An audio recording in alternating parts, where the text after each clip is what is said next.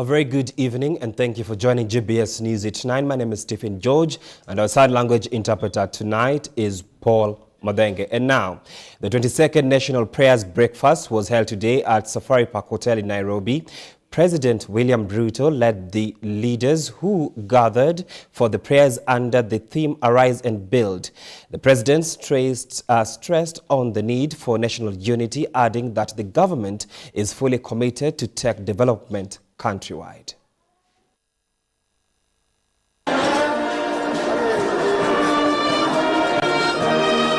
It was a moment of reflection as a country and seeking a divine intervention from above as President William Ruto led the 22nd National Prayer Breakfast at the Safari Park Hotel here in Nairobi today. Allow me at the onset to welcome all our guests from the different parts of this globe, our friends from America, from Europe, from Asia, and of course our brothers and sisters from our continent. Welcome to Kenya. Our presence today affirms the National Prayer Breakfast's pivotal role as one of Kenya's most unifying platforms for national reflection, grounded in the bipartisan and interfaith commitment of our nation and led by our parliament. President underscored the theme of this year's national prayers, Arise and Build. Arise and Build is more than a theme. It is a sacred call to action, a renewal of our national covenant rooted in the words of our national anthem when we say, let one and all arise with hearts both strong and true. These words are not just a lyrical expression, but a pledge to rise in spirit, in purpose, and in unity. And on the economy and the national building. As government, we are committed to the urgent task of rebuilding our society, our economy, our relationships, and uplifting those at the bottom without leaving any Kenyan behind. Strengthening our institutions, healing our politics, and securing lasting peace and understanding among us. Head of State laughed off the economic pundits, whom he says had no iota of any imagination that the Kenyan Kwanza government would manage to steer the country from a shaky economy to what he now says is the right economic trajectory. There are many, including very senior people globally, who told me to my face that what will happen when Kenya defaults on its foreign obligations.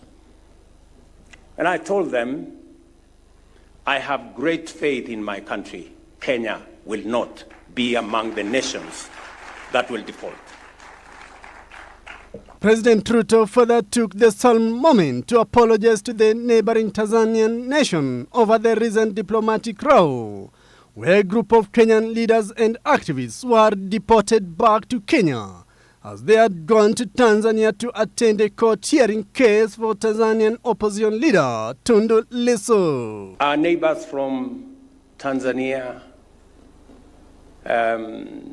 if we have wronged you in any way, forgive us. Also present to are Naibu wa Rais Profesa Kithure Kindiki na Daktari Joyce Kithure, Spika wa Bunge la Kitaifa Mheshimiwa Moses Masika Wetangula, Spika wa Bunge la Seneti Mheshimiwa Jeffa Amason Kingi, Jaji Mkuu na Rais wa Mahakama ya Juu Mheshimiwa Martha Koome, among others.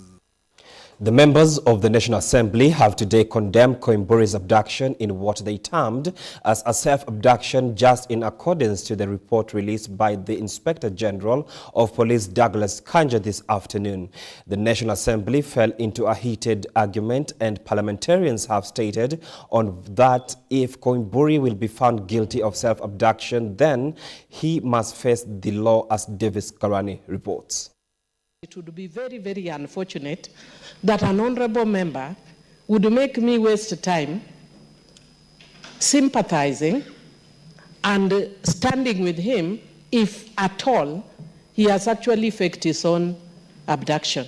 It was a heated debate that was brought about by the alleged abduction of Juja constituency Member of Parliament Honorable George Koimburi, as his counterparts in the National Assembly stated that serious actions must be taken against him if he will be found guilty of abducting himself. It is the dignity of the office of a Member of Parliament that is in question today, Honorable Speaker. If a Member of Parliament who has been elected by his people to come and represent them in this House can dare engage in the kind of criminality that we have seen the Honorable Koimburi engage in, Honorable Speaker, this should be one of the saddest days for this House, Honorable Speaker. The lawmaker who was abducted on Monday is still in Karen Hospital and has been victimized by the Majority Leader of the National Assembly, Honorable Kimani Ichung'wah, stating that the lawmaker... This is the same member, Honorable Speaker, who last year claimed that members of Parliament were being paid 2 million shillings to vote on the finance bill. You will remember, all of you, that the Honorable Koimburi appeared before this House, apologized, and in our magnanimity, we accepted his apology and let that go. Honorable Speaker, as a House, we must not let this pass.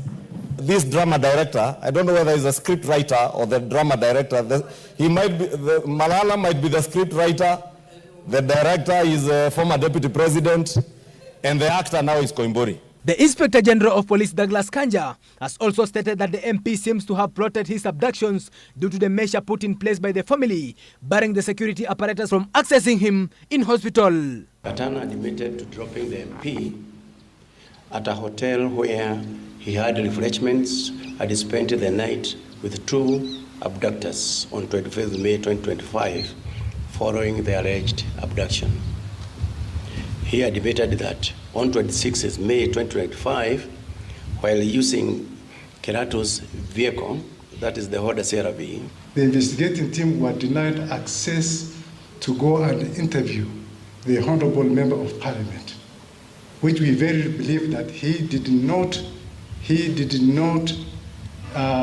suffer any injuries whatsoever. And perhaps he could as well be staying at the Karen Hospital enjoying his 5-course meal. Did the lawmaker from Juja constituency plot his own abduction? And if yes, will serious actions be taken against him since he has interfered with the matters concerning national security? Time will tell. Davis Karani for GBS News, Nairobi. Affordable housing is being hailed as a game changer in the fight for social and economic rights. But as the government rolls out its flagship housing program, celebrations are being tampered by growing scrutiny. Some Kenyans are questioning the real cost of the so-called affordable housing, the quality of infrastructure, and whether essential services will follow. At the heart of the debate, concerns are also mounting over the discussion of public land meant for all for development that may benefit only a few.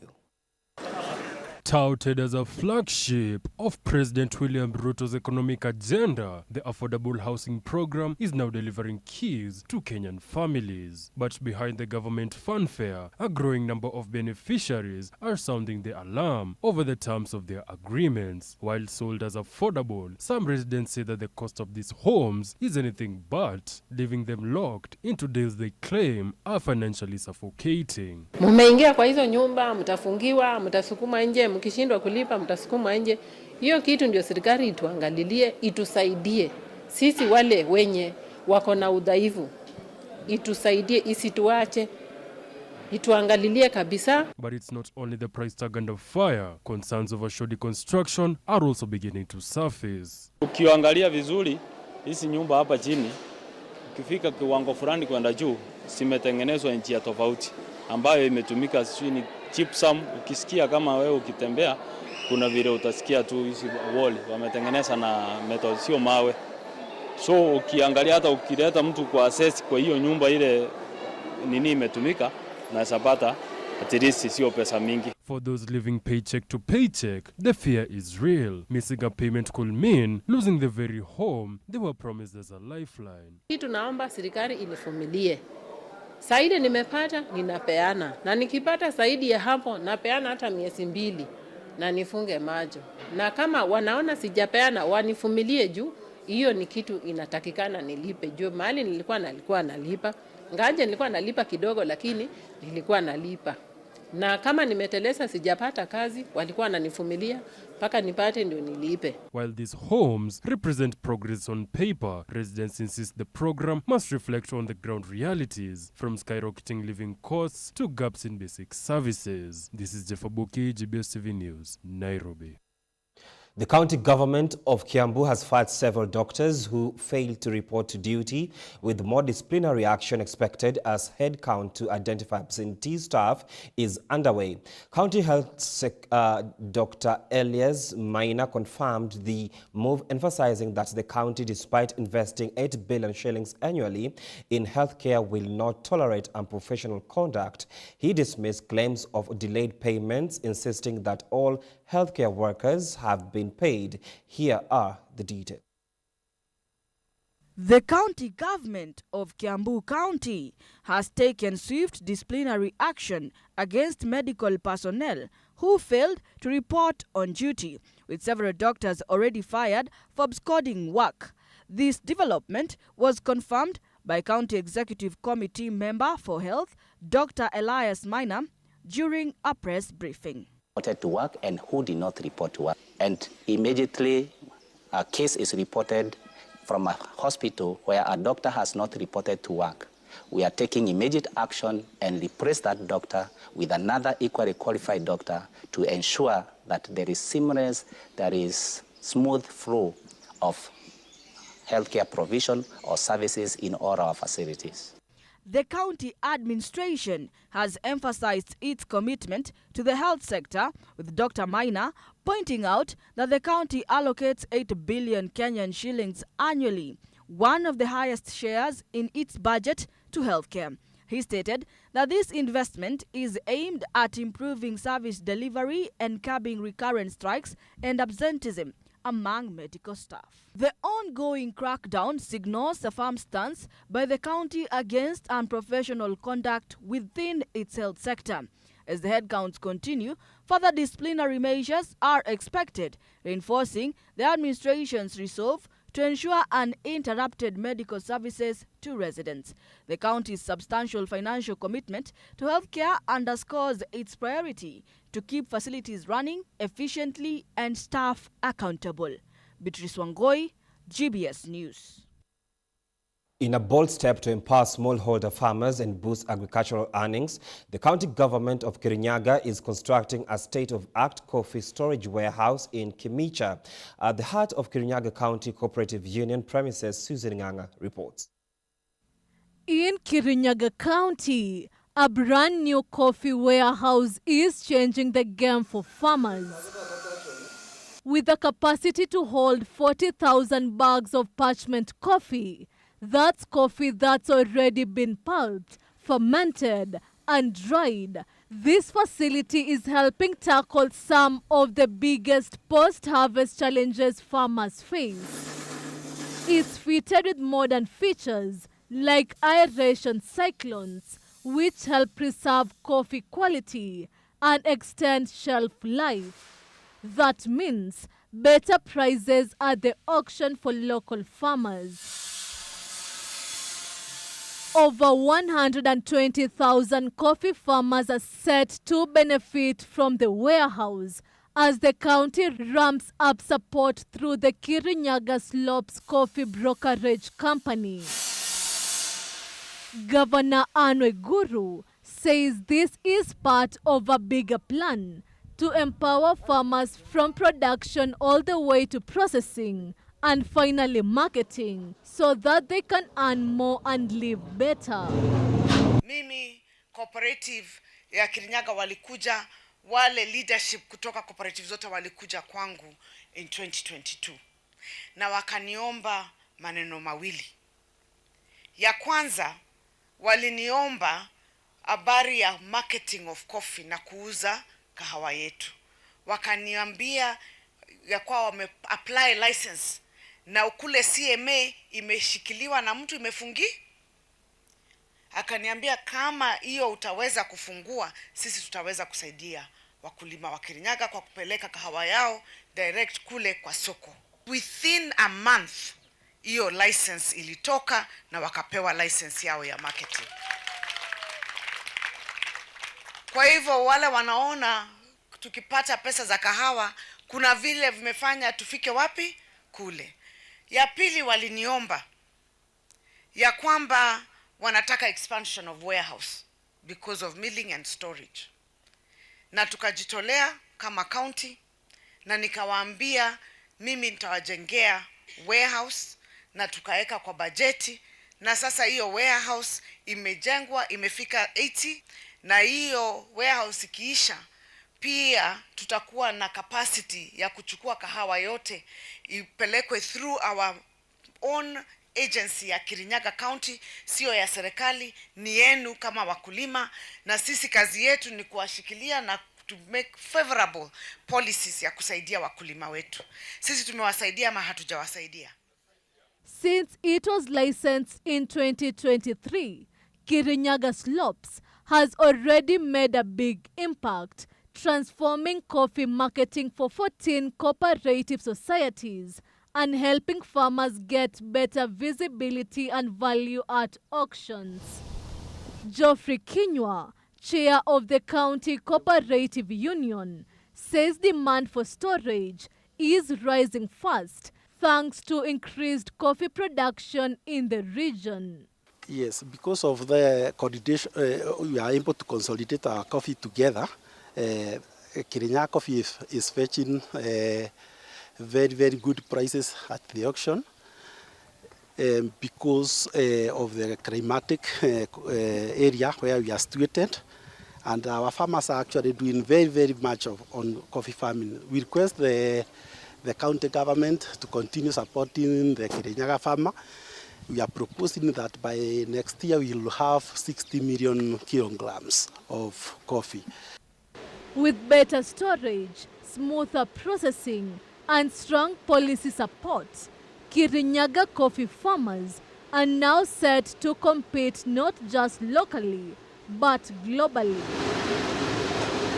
This warehouse is part of the National Agricultural Value Chain Development Project, a nationwide effort to help smallholder farmers grow into commercial producers by improving infrastructure, access to finance, and sustainable farming. Susan Nganga, GBS News, Kirinyaga County.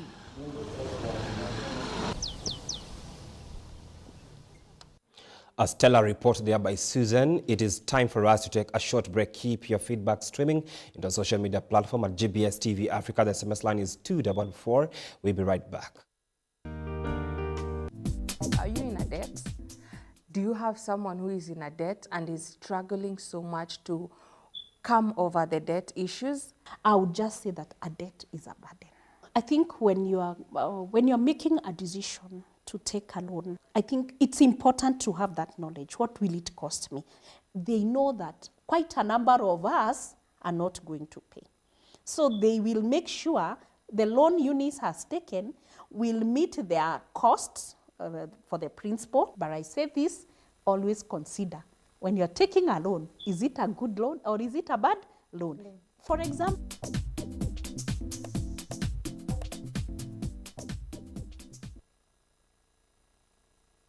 topic of discussion leo is a hustle culture. Hustle culture, and this is working smart versus working hard. Working hard is where nina hustle. I'm working like a donkey. Unaweza pata maybe ulisoma, yes, maybe kumaliza shule, maybe hii inahitaji maybe diploma, maybe unafika certificate level. So I feel pia knowledge inachangia sana. Yes, watu kukua kwa informed. You have to like plan. You also have to delegate, and it's also sometimes about convenience. What is convenience for you? Tunaweza work smart hata kama ni kwa informal jobs. Tuki-apply hiyo working smart, we can do something. Si lazima tu ikuwe ni Kazi ile huku TV. I'm picking Adele. What? Call your mom or dad and sing the chorus of their favorite song loudly. Mama Vanessa, Just a second. we are live on TV. I need to. Which TV?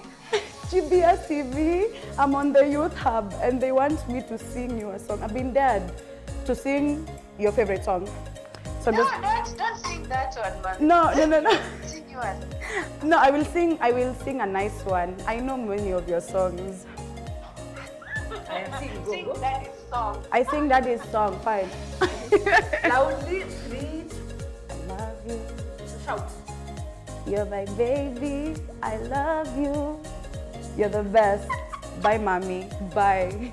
Thank you. You're welcome. Bye. I go.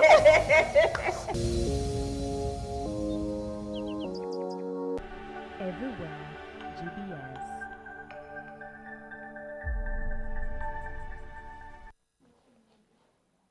And welcome back now to international news. In a landmark move set to reshape diplomatic and trade ties, Prime Cabinet Secretary Musalia Mudavadi met with Moroccan Prime Minister Aziz in a high-level engagement aimed at deepening cooperation across key sectors, from prioritizing Kenyan tea and coffee exports to launching Kenya's first embassy in Rabat. The renewed partnership marks a significant diplomatic reset between the two nations following decades of strained relations. Here is the full report. Kenya's Prime Cabinet Secretary and Cabinet Secretary for Foreign and Diaspora Affairs, Musalia Mudavadi, held a high-level meeting with Morocco's Prime Minister and Head of Government, His Excellency Aziz. The two leaders engaged in strategic discussions aimed at deepening cooperation in key sectors, from tourism and agriculture to trade, industry, and education. In a show of goodwill, the Prime Minister pledged to prioritize the importation of Kenyan tea and coffee, a major step towards creating balanced trade between the two nations. The leaders also agreed to initiate immediate bilateral engagements to unlock Morocco's full market potential for Kenya's products and expertise. The diplomatic momentum comes as Kenya officially inaugurated its very first embassy in Rabat, Morocco, a historic milestone nearly 6 decades after diplomatic relations were first established in 1965. هذه الزيارة ماشي زيارة عادية، هذه الزيارة عندها واحد طابع خاص. أولاً لأن هذه الزيارة كتجي وحنا كنحتفلوا تقريباً ب 60 سنة من إقامة العلاقات الدبلوماسية بين المغرب وكينيا، افتتاح سفارة كينيا في الرباط، واللي غادي تشكل واحد المنعطف أساسي في علاقاتنا الثنائية، لأن هذه السفارة هذه غتمكننا باش نحققوا المتابعة الضرورية لكل مشاريع وعلاقات التعاون بين البلدين، واللي غتشتغل مع سفارة المغرب في نيروبي كأداتين وقامتين مهمتين للتعاون بين البلدين. The inauguration signals a major diplomatic reset following years of tension rooted in Kenya's previous stance on the Western Sahara conflict. In a significant policy shift under President William Ruto's administration, Kenya now endorses Morocco's autonomy plan as the only sustainable solution to the long-standing dispute, paving the way for stronger bilateral relations. This should signal a new level of partnership between Kenya and the Kingdom of Morocco. We shall work together. We have always worked together, and we are here to make sure that we can consolidate our bilateral ties in all fields, all sectors. To cement this new direction, the two governments signed 5 memorandums of understanding covering areas such as housing and urban development, youth affairs, diplomatic training, trade promotion, and public service capacity building. العلاقات الدبلوماسية عندنا إطار قانوني ضعيف جدا، ما كيفوتش يمكن 9 ولا 10 ديال الاتفاقيات فقط. اليوم فقط سنينا وقعنا على 5 آخرين، واتفقنا على أن 3 ولا 4 آخرين غيكونوا واجدين، اللي جعل الإطار القانوني للعلاقة إطار محفز للعلاقة الاقتصادية، محفز للعلاقات الإنسانية والثقافية بين البلدين. Kenya's first ambassador to Morocco, Jessica Muthoni Gakinya, appointed in March 2024, was present at the ceremony alongside long-serving Honorary Consul Ali, who has maintained diplomatic bridges in Casablanca for years. Elon Musk's Starlink telecoms business will not be given special dispensation by South Africa to bypass the country's black ownership requirements. A statement released by the Communication Minister Solly Malatsi yesterday. Malatsi was forced to deny watering down policies on foreign-owned businesses in order to curry favor with Musk and US President Donald Trump. South Africa requires foreign companies owning communication license to sell 30% of their equity in local subsidiaries in historical disadvantaged groups. The requirement has come under fierce criticism from the Starlink, and last week, just one day after President Cyril Ramaphosa's White House meeting with President Donald Trump, Malatsi published changes to the policy. Many people believe that we went to Washington to discuss Starlink. That is not so. The issue of Starlink never even came up in the discussions that we had in the White House with President Trump. Communications company including Starlink will be allowed to bypass the 30% rule if they instead showed equity equivalent investments in broadband and other digital infrastructure. Well, Starlink, as you know, is a subsidiary of SpaceX, Elon Musk's company, who is developing this low orbit satellites to enhance connectivity, particularly in rural areas and in areas that are not easily accessible by your mobile telephone companies. So that is the business model that he has put up. Malatsi stated to the lawmakers, adding that the work on the policy direction started around September and was not prompted by the recent meetings between Trump and Ramaphosa. People need to sit down around a table and talk about them. And this is precisely what we would also like to talk about, including, of course, trade matters, investment matters. So the issues that concern you as the United States. Those are all recent. Those are all deaths. Yeah, in many ways, I mean, one should say you are a partner of South Africa. Stakeholders, industry players and public have been given 30 days to send their submissions and provide comments before the framework is finalized. South African-born Elon Musk has repeatedly denounced the black ownership laws and said he can't get a license in the country because he is a white. It's improper for there to be racist laws in South Africa. The whole idea with what Nelson Mandela, who was a great man, proposed was that all races should be on an equal footing in South Africa. That's the right thing to do, not to replace one set of racist laws with another set of racist laws, which is utterly wrong and improper.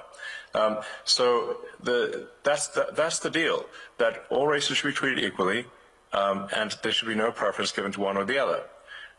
Whereas there are now 140 laws in South Africa that give that basically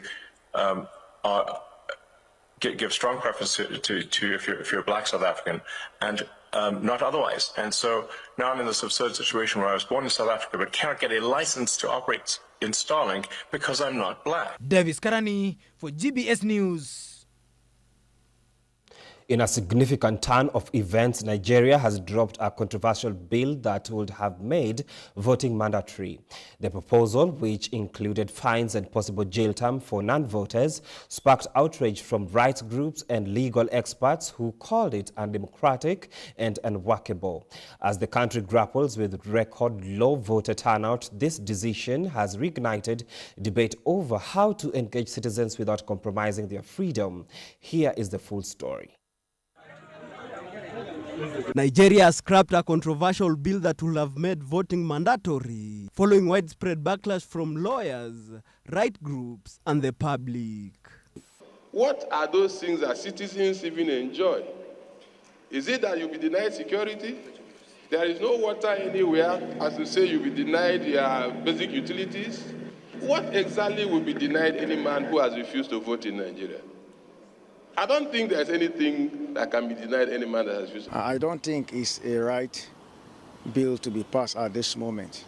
Looking at the lot of challenges that we are being faced in this nation, I think the least of our problem is making up a bill to make everybody vote by force. And let's look at it this way. What if the names in the ballot paper, and none of them are my choices there?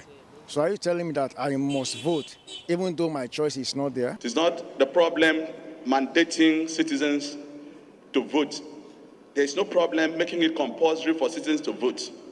But a situation where citizens have lost confidence in their vote, it becomes a problem, a very serious problem. The bill, which proposed fines or up to 6 months in jail for non-voters, was withdrawn after consultations with a broad range of stakeholders. Supporters of the bill argue that it was a way to revive civic participation, especially after voter turnout dropped to just 27% in the 2023 presidential election, the lowest since Nigeria's return to democracy in 1999. Nigeria has consistently recorded alarming low voter turnout rates in elections. For instance, in the 2023 general election, less than 30% of the registered voters participated.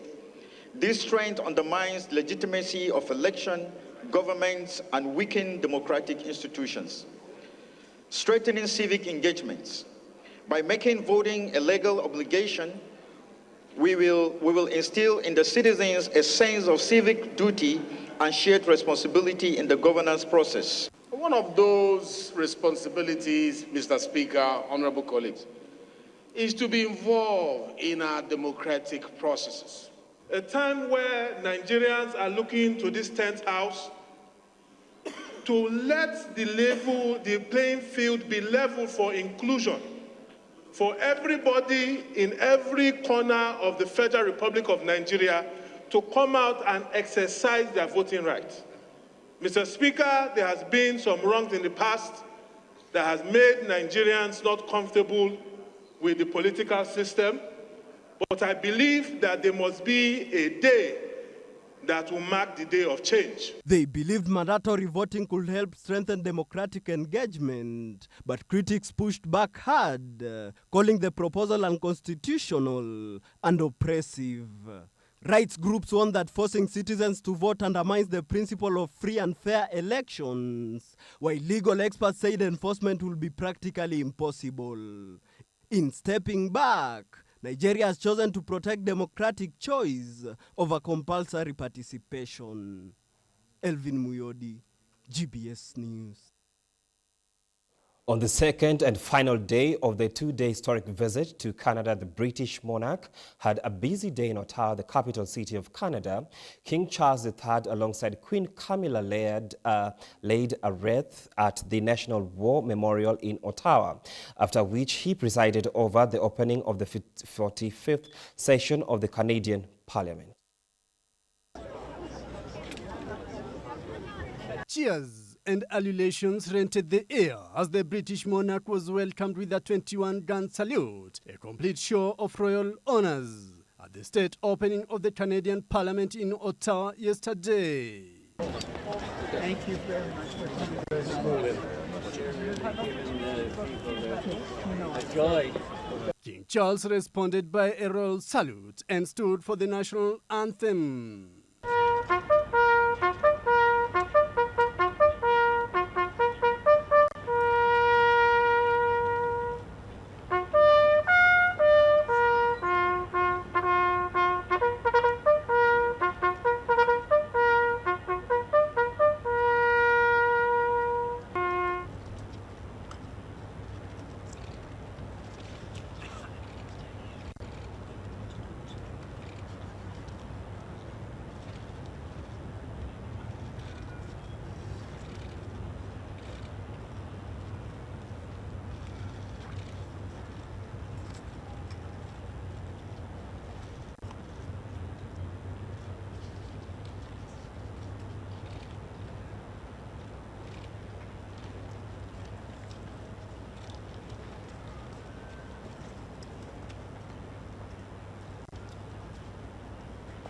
his address to the 45th session of the parliament, he expressed his intimate love for the country, which he described as a free and strong nation. He further acknowledged the worry that comes with a drastically changing world, including a changing relationship between Canada and the United States of America. That my wife and I join you here today as we witness Canadians coming together in a renewed sense of national pride, unity, and hope. I would like to acknowledge that we are gathered on the unceded territory of the Algonquin and Anishinaabe people. This land acknowledgement is a recognition of shared history as a nation, while continuing to deepen my own understanding. It is my great hope that in each of your communities and collectively as a country, a path is found toward truth and reconciliation in both word and deed. As I've said before, every time I come to Canada, a little more of Canada seeps into my bloodstream, and from there straight to my heart. King Charles further pointed to the government's plans to building a strong economy that serves everyone, thus an egalitarian society. As the anthem reminds us, the true north is indeed strong and free.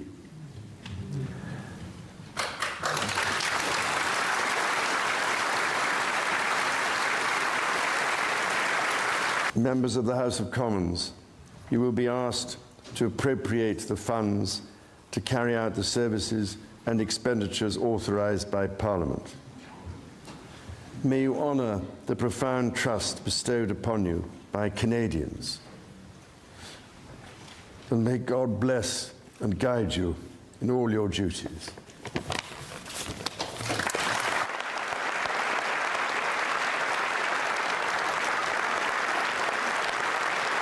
King Charles III of England, alongside Queen Camilla, will be leaving Ottawa, Canada today, back home to England.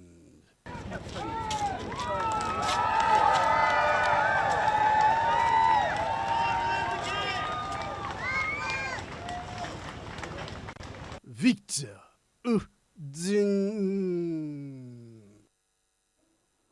Thank you, Victor Udun. Thousands of Palestinians on Tuesday rushed an aid distribution site in Gaza operated by a foundation backed by the United States and Israel with desperation for food and overcoming concern about biometric and other checks Israel said it would employ. The Gaza Humanitarian Foundation has distributed about 8,000 food boxes, equivalent to 462,000 meals, after an 11-week Israeli blockade of the war-devastated enclave.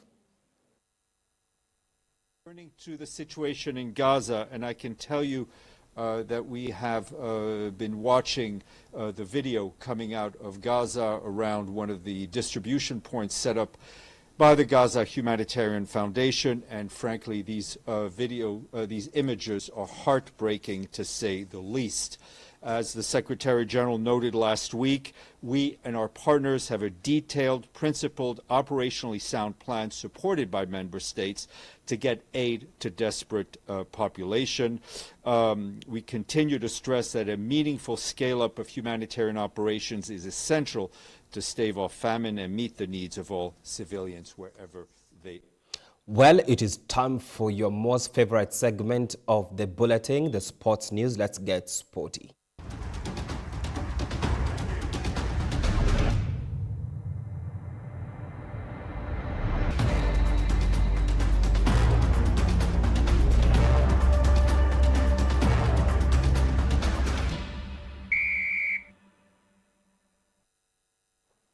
Inter Milan is back on the training pitch preparing for the biggest match of their season, the UEFA Champions League final against Paris Saint. The Italian side is hoping to win their fourth Champions League title this Saturday, while PSG is aiming to lift the trophy for the first time in their history. After a tough season that saw Inter lose the Series A title to Napoli by just 1 point and get knocked out of the Italian Cup by the AC Milan.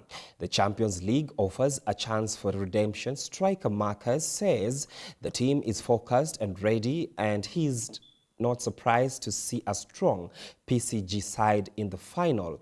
There's also added pressure on the coach Simon, with rumors linking him to a move to Saudi Arabia. A Champions League win could be the perfect way to end his 4-year journey with the club. Defender Denzel says the team believes in themselves and knows the fans are behind them all the way.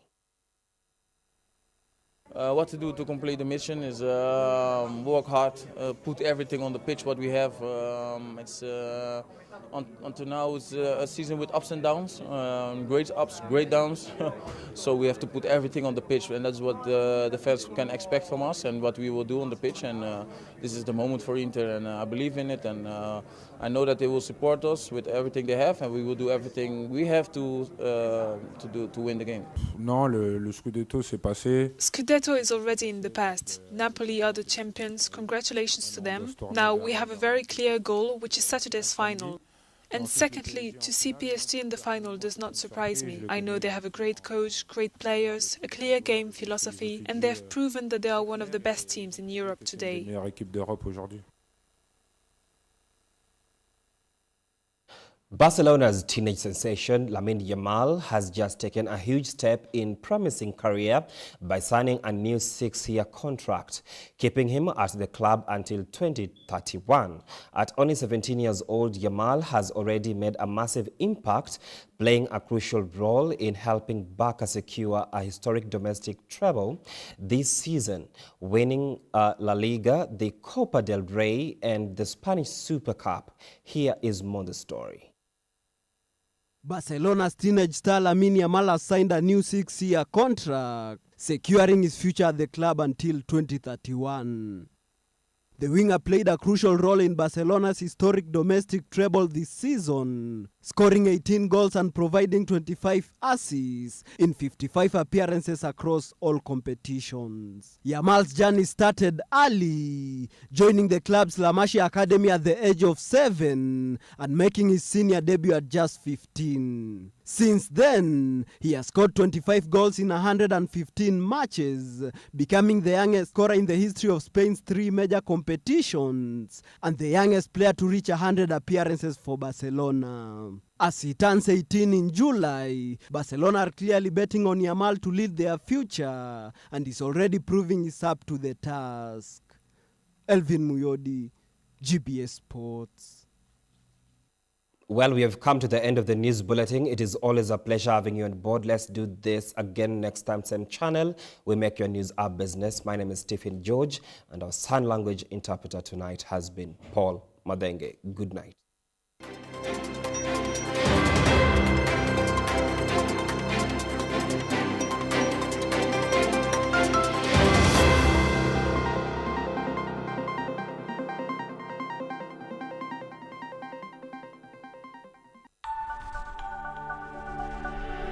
Everywhere, GBS.